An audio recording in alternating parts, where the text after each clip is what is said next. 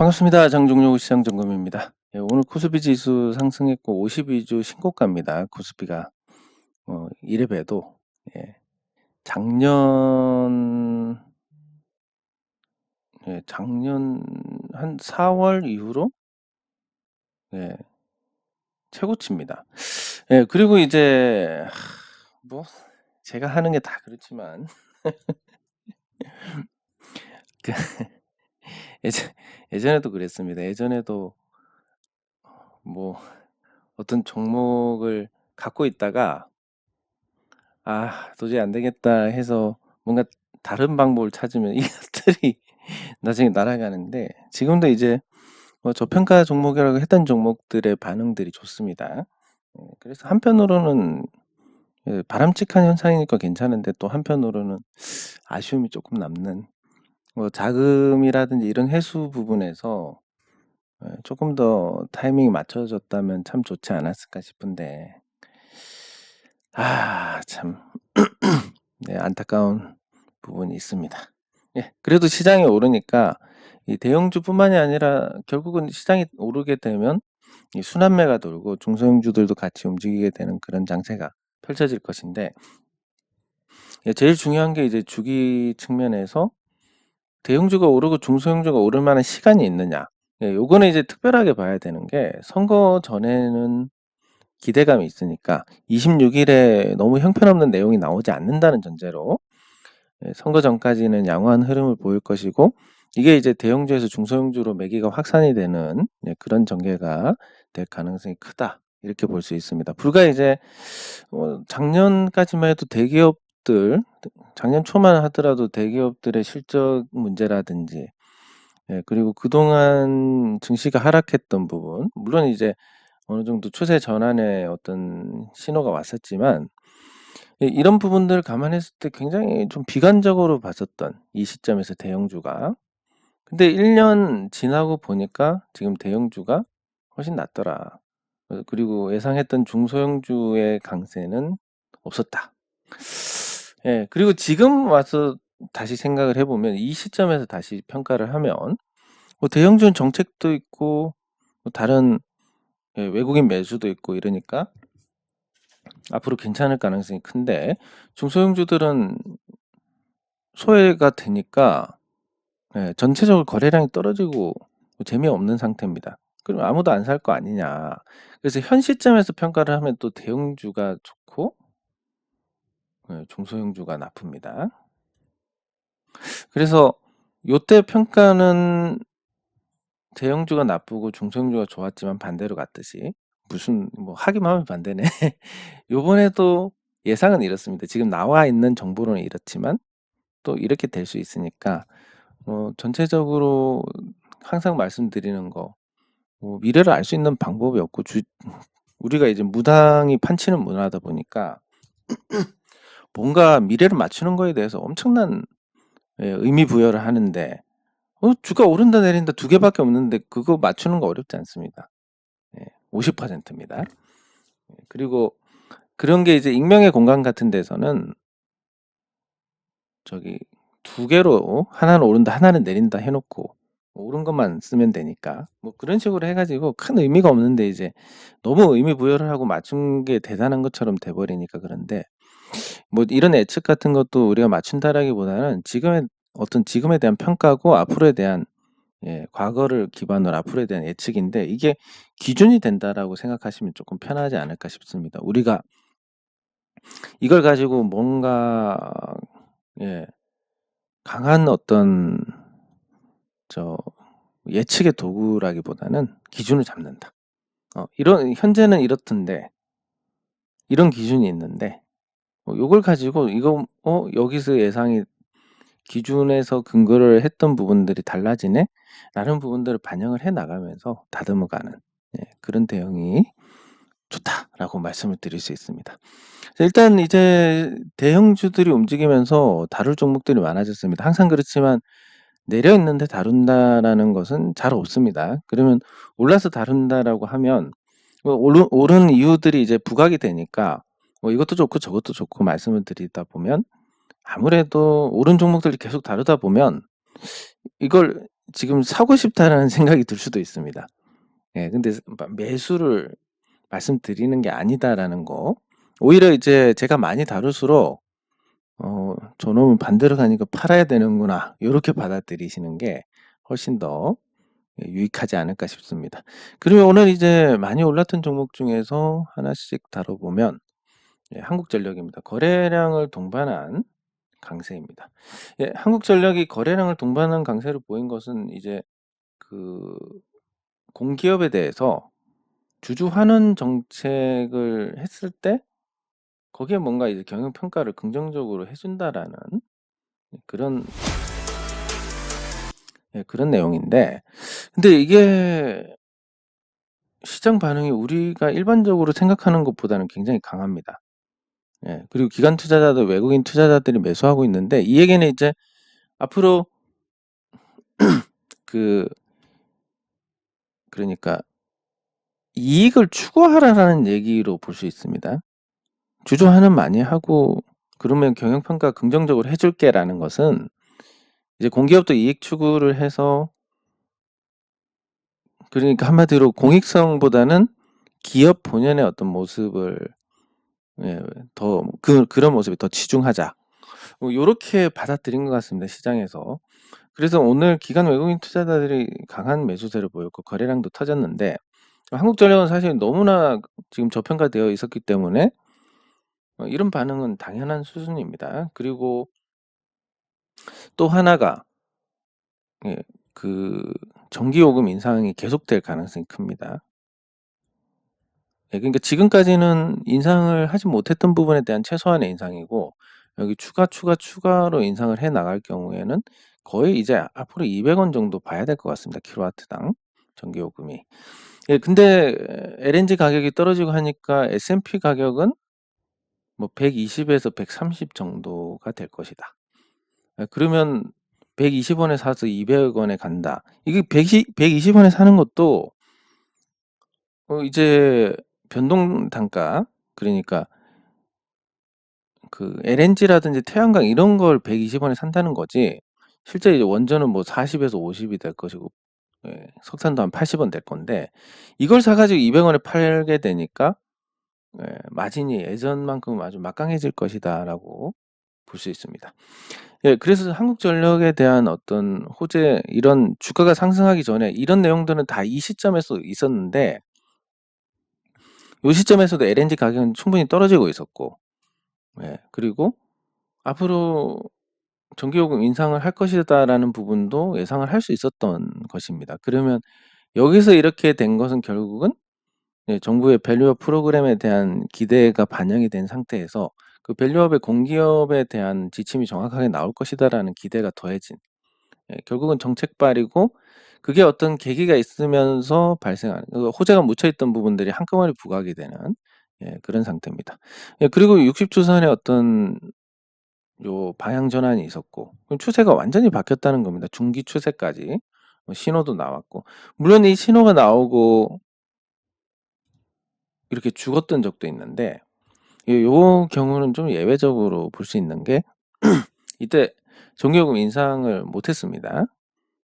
요금 인상을 못하면서 적자가 대규모로 발생을 하던 시기였으니까 특별한 경우고, 그런 어떤 정치적 이슈가 없다면 이제 장기간의 이런 바닥을 끝내고 올라갈 수 있는 그런 신호탄이다라고 보는 게 맞을 것 같습니다. 그리고 한국전력을 계속 보신 분들은 아시겠지만, 사실 오늘 올랐으니까 이제 계속 오를 것 같다라는 그런 이제 느낌적인 느낌을 주지만, 사실 얼마 전까지만 해도 와, 이게 도대체 오르겠냐, 그런 시간이 많았습니다. 그 시간들을 우리가 어떻게 생각해야 되냐면, 이제 올랐으니까 추격을 해야 된다라든지, 아니면 올라가기 전에 어떤 뭐 어떤 대응을 해야 된다라든지, 이런 것보다는 요런 걸 거울 삼아 가지고 앞으로 오를 만한 종목에서 인내력 있게 버티는 거, 그게 뭐 얼마가 됐든 시간하고 바꾼다는 개념으로 가야 됩니다. 그러니까 우리가 이걸 선제적으로 뭔가 대응을 하더라도 타이밍이 좋게 우리가 들어가자마자 뭐 주가가 상승하고 이런 일은 있기가 어렵습니다. 그러면 또 버티다가 도저히 안 돼서 던지면 올라갑니다. 그 사이에서 어떻게 해야 되느냐라고 하면 결국은 뭐 적립식으로 모아가든지 아니면 정말 없어도 되는 돈이라서 버려놓고 잊어버리고 있든지 이렇게 돼야 되는데 또 뭐 미국처럼 잊어버리고 버리면 올라가는 그런 시장이 아니다 보니까 그때그때 관리를 해줘야 되고 그래서 그런 관리를 하면서 과연 그 타이밍을 맞출 수 있을까라고 하면 굉장히 어려운 작업입니다. 그래서 난이도가 높고 뭐 대부분 다 이런 이제 열패감에 부딪히면서 미국 증시로 넘어갔을 거고 그렇게 유동성이 빠져버리니까 한국 시장이 더 부진하고 앞으로 그리고 뭐 부동산도 그렇고 인구가 줄어드는데 과연 살아날 게 있을까라는 또 그런 공포감이 지금 자리 잡고 있다 보니까 투자 심리 측면에서 굉장히 어둡습니다. 이전과 다른 환경이 만들어지고 있다라는 거. 네. 그러면 지금 오히려 그런 상황이다 보니까 뭐 한국전력은 인구가 줄어들더라도 뭐 망하지는 않겠지 공기업이니까. 네, KT도 마찬가지입니다.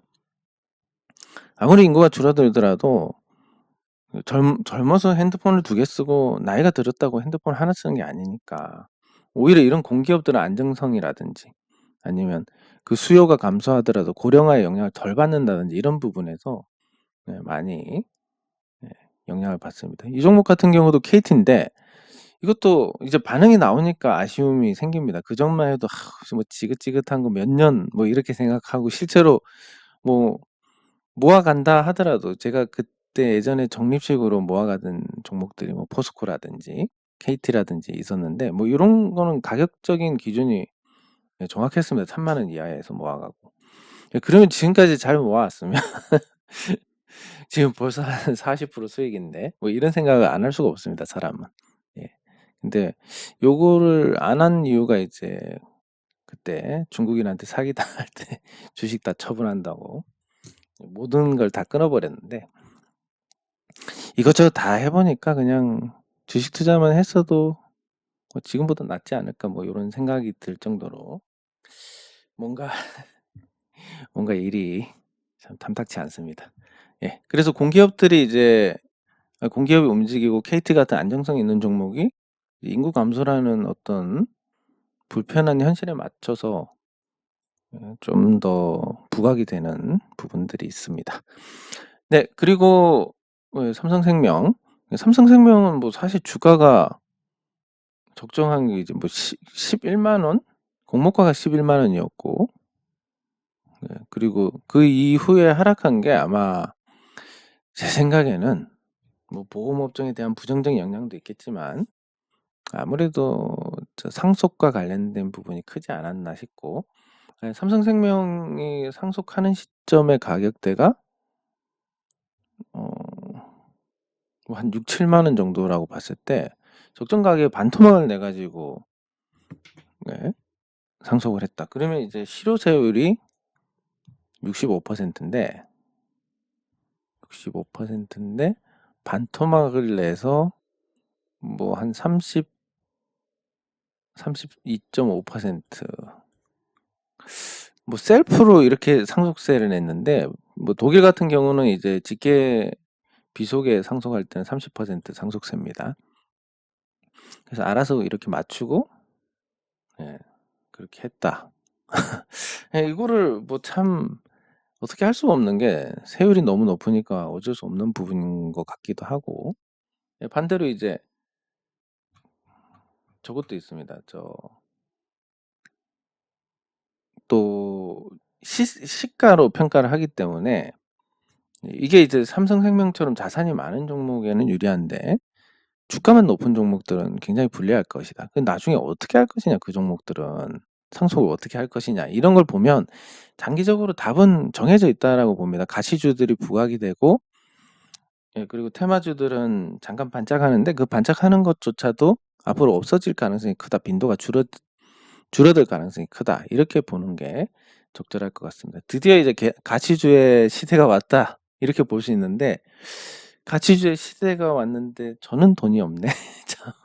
이런 상황이라서 야 이게 참 삼성물산도 그렇고 뭐 이렇게 오를 거라고 항상 오르고 나서야 뭐 쉽지만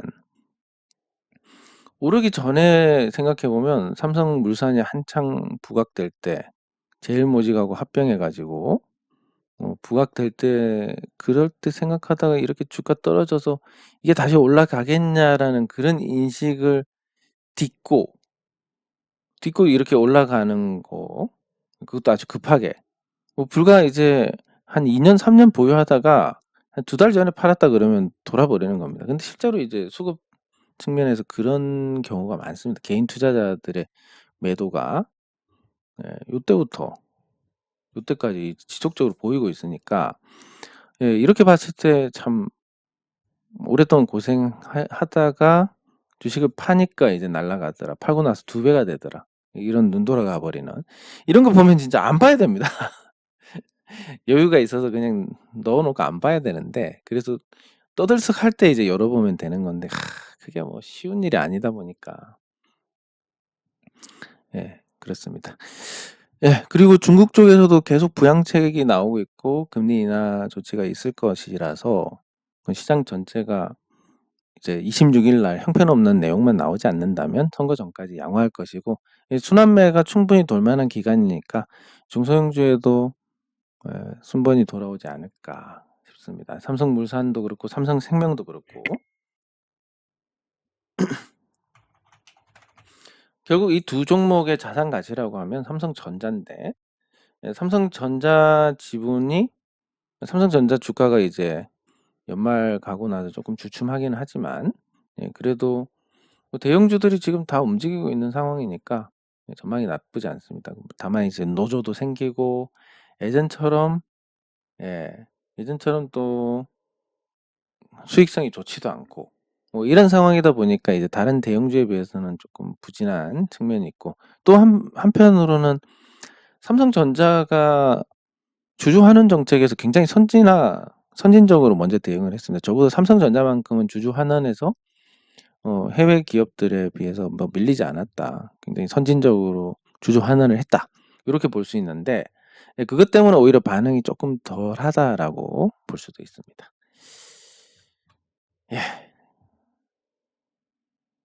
댓글 확인하도록 하겠습니다.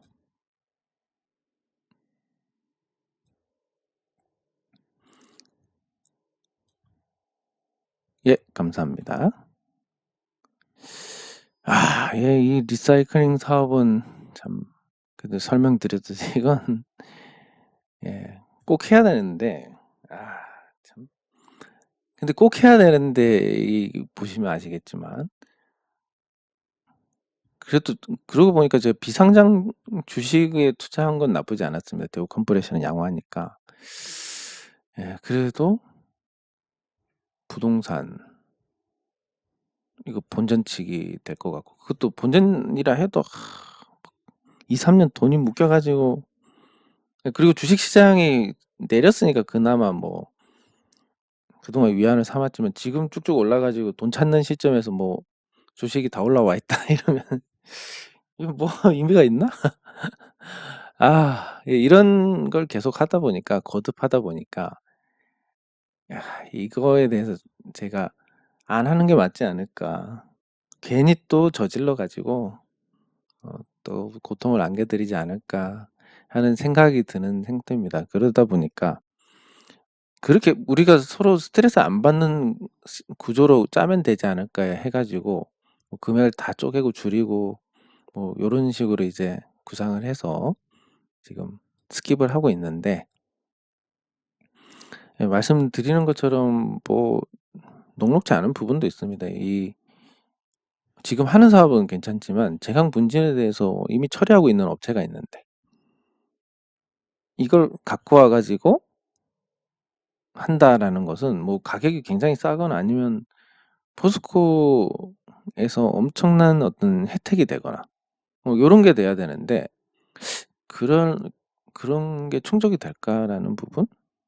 충족은 될 것 같습니다만, 왜냐면 포스코 안에서 처리하니까 자원 순환형으로 이렇게 처리가 되는 그런 걸 부각을 시킬 수 있으니까 탄소 포집도 되고 뭐 있지만, 어쨌든 지금 상태에서는 누가 보더라도 사실 뭐 이 태양광하고 비교하면 태양광이랑 이 리사이클링이랑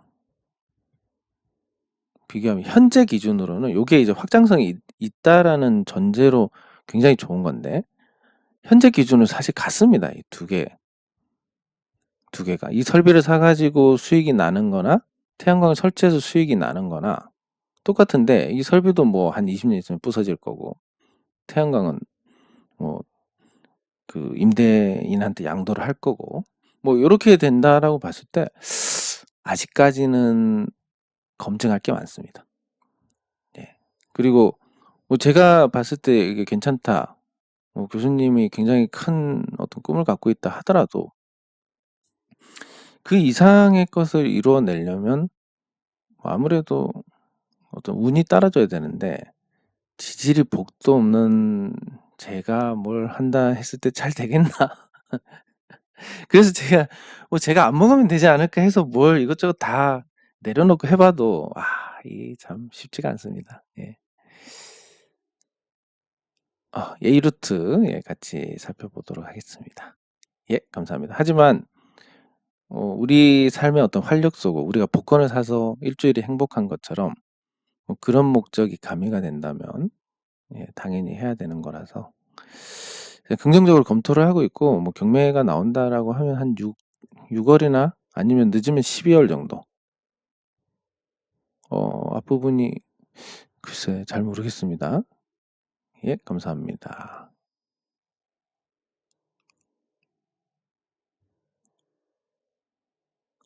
예, 축하드립니다. 이게 맞는데 예, 싸게 사서 기다리는 게 맞는데 이거 말고는 사실 개인 투자자들의 방법이 없습니다. 근데 이제 우리가 인생을 살 때도 그렇습니다. 지금 기준으로 보면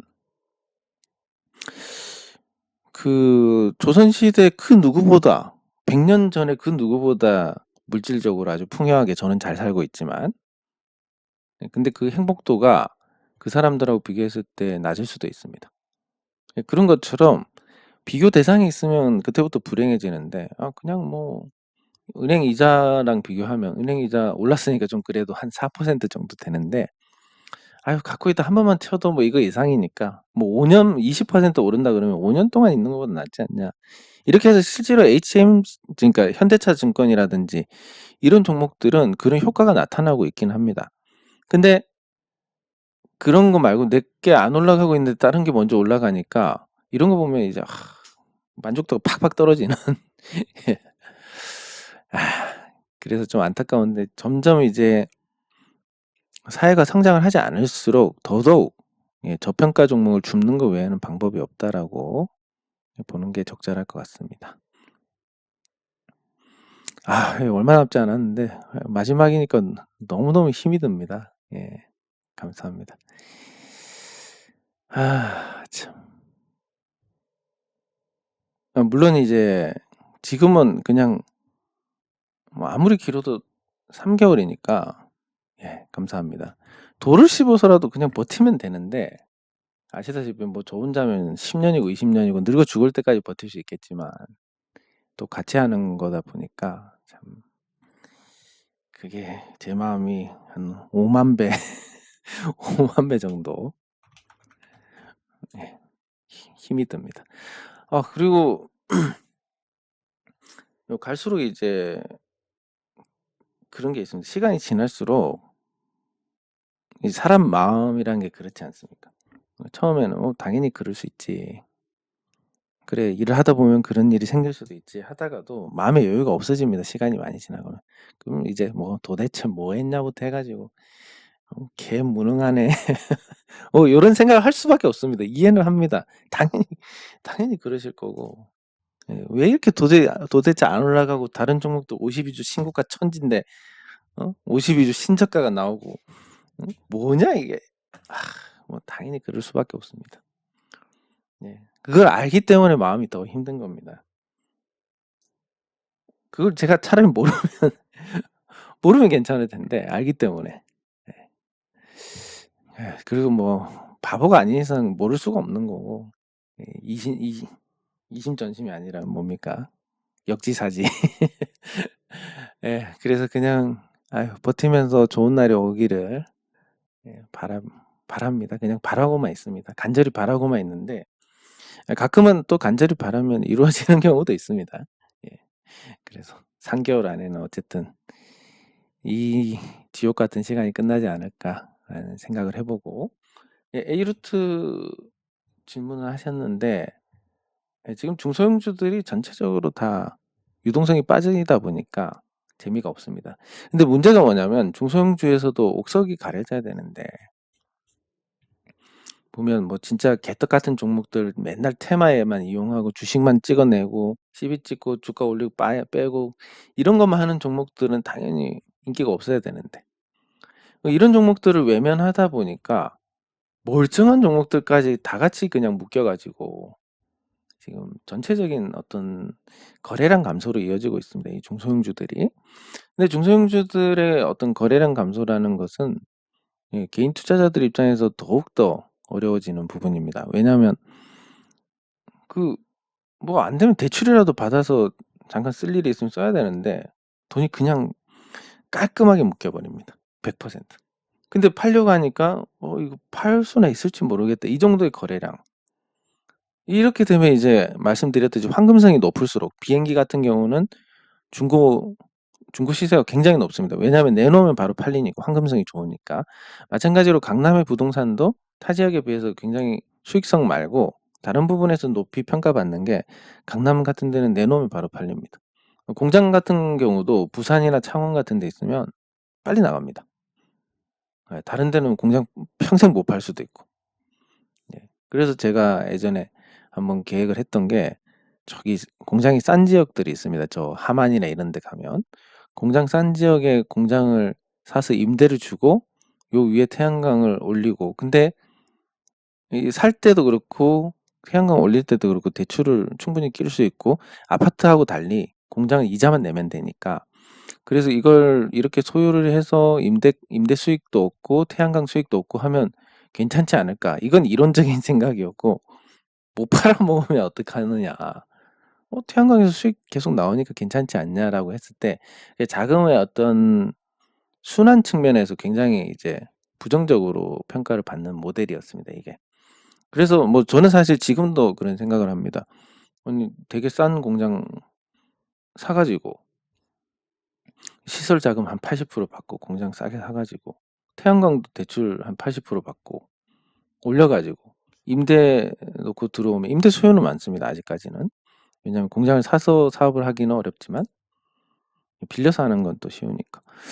그래서 이렇게 해서 임대료 받아서 이자 내고 태양광 수익 얻고 요 구조면 괜찮지 않을까라고 생각을 했는데 이 말씀을 듣는 모든 분들이 하나같이 말려가지고 요건 그냥 포기했습니다. 납득은 안 되지만 제가 다른 분들 말을 안 듣고 뭔가 하면 항상 경을치는 일이 발생을 해서 이제는 그냥 말 들으려고 하는데 예. 요게 이제 나중에 못 팔게 됐을 때에 어떤 문제가 크지 않느냐라는. 예. 근데 뭐 저는 아직도 그런 생각을 합니다. 태양광 수명이 한 40년, 50년인데 계속 가고 임대가 안 들어온다 하더라도 요걸로 뭐 충분히 커버가 되는 태양광 수익으로 커버가 되는데 이자가 뭐 앞으로 크게 높아지든지 하지 않는 이상은 괜찮을 것 같은데라는 생각을 하지만 그냥 이제 계속 실패하다 보니까 누가 하지 말라 그러면 안 하게 됩니다. 예전에는 뭐랄까 한 10년 전만 하더라도 패기가 넘치는 젊은이였다면 지금은 그냥 몸도 마음도 그냥 노인입니다. 그냥. 아, 참. 예, 그래서 그래도 뭐 사람 성향이란 게 또 바뀔 수가 없기 때문에 또 모험을 하겠고 또 뭔가 같이 우리가 뭔가 하는 일도 생길 것이고 예전에 실패들이 있으니까 훨씬 더 잘 할 수도 있겠지만 뭔가 그때의 기분이 그때의 에너지가 다시는 나오지 않는 상태가 돼서 그게 좀 아쉽습니다. 개인적으로는. 예, 그래서 얘기가 너무 돌아갔는데 예, 그래서 A루트가 지금 중소형주들이 외면받는 시기고 요게 지금 한번 반응이 있었다가 요때 잠깐 반응이 있었다 작년에 4월 달에. 근데 4월 달에 이렇게 무너진 종목들이 많은 게 작년 4월부터 이제 금감원에서 요 중소형주들을 쥐잡듯이 잡기 시작하면서 3, 4월 달에 뭔가 움직임이 있으려는 종목들이 다 머리 깨져가지고 이런 현상이 나타났습니다. 그래서 잠잠해지면 움직일 종목들도 있을 것이고 그중에 A루트도 뭐 그중에 하나가 아닐까 싶고 그 사이에 이제 뭐 매집형의 거래도 있으니까 뭐 조금 반응이 있지 않을까 그런 생각을 하게 됩니다. 다만 뭐 어떤 반응인지는 모릅니다. 제가 이 종목을 잘 모르니까. 그리고 영위하는 사업에 대해서도 매출이 뭐 세게 붙어가고 이런 게 아니기 때문에 없습니다. 그러면 지금 이제 가치가 부각이 되는 상태에서 이런 종목들이 갑자기 뜬다? 예, 당장은 좀 아니지 않을까. 언젠가는 뭔가 하겠지만 뭐 그런 관점에서 보시는 게 적절하지 않을까 싶습니다. 네, 장 종료 후 시장 점검은 여기서 마치도록 하겠습니다. 수고하셨습니다.